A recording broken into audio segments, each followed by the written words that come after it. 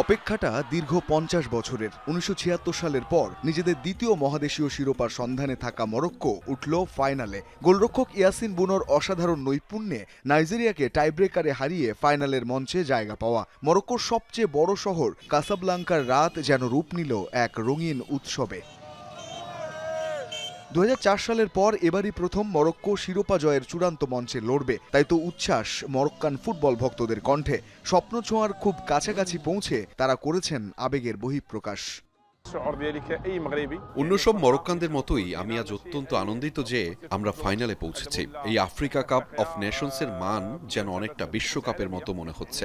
আমি সত্যিই অনেক খুশি, কারণ আমাদের জাতীয় দল উচ্চমানের পারফরমেন্স দেখিয়ে এই সাফল্য অর্জন করেছে। এই জয়টি খুশির এমন একটি প্রতীক যা সকল মরক্কানকে এক সুতায় গেঁথেছে। আমি আশা করি মরক্কো খেলাধুলার পাশাপাশি বিজ্ঞান, স্বাস্থ্য, শিক্ষাসহ এমন সব খাতে উন্নতি করবে যা আমাদের দেশকে সামনের দিকে এগিয়ে নিয়ে যাবে। বাঁধভাঙা উল্লাস আফ্রিকার দেশ সেনেগালের রাজধানী শহর ডাকারেও। তাদের প্রতিপক্ষ ছিল গতবারের শিরোপা জয়ী কোত দিভোয়াকে হারিয়ে সেমিফাইনালে ওঠা রেকর্ড ৭ বারের চ্যাম্পিয়ন মিশর। তবে ম্যাচের শেষ বাঁশি বাজার ঠিক ১২ মিনিট আগে সাদিও মানের নাটকীয় গোলে ফাইনালে উঠেছে সেনেগাল। সালা মারমাউসদের শিরোপা জয়ের স্বপ্ন ভেঙে এখন শিরোপায় চোখ সেনেগাল সমর্থকদের।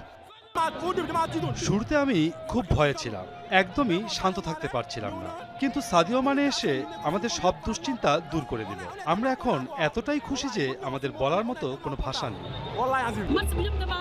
ম্যাচ চলাকালীন আমি কিছুটা মানসিক চাপে থাকলেও আমার আশা ছিল যে আমরাই জিতব। এখন আমরা সবাই খুব খুশি, কারণ সাদিও মানে আমাদের সম্মানিত করেছেন। ইনশাল্লাহ এবারের কাপ সেনেগালেই আসবে। আফ্রিকান কাপ অব নেশনসের ইতিহাসে এই প্রথম মুখোমুখি হতে যাচ্ছে মরক্কো ও সেনেগাল। আগামী রোববার রাত ১টায় আফকন ফাইনালে মুখোমুখি হবে দুই দল। রঞ্জন শান্ত, যমুনা স্পোর্টস।